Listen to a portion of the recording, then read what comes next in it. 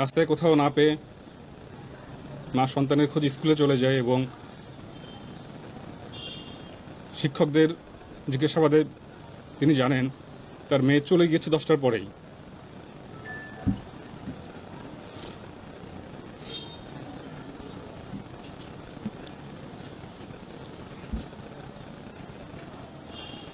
আনুমানিক 3:30টায়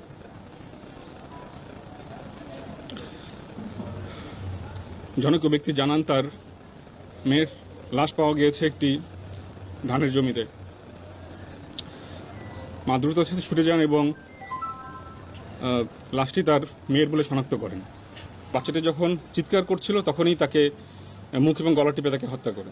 29শে April, just দুদিন আগেই কুমিল্লা জেলার সদর দক্ষিণ থানাধীন এলাকায় একটি শিশু মেয়ে সন্তানকে নৃশংসভাবে ধর্ষণ এবং হত্যাকাণ্ডের ঘটনা ঘটে।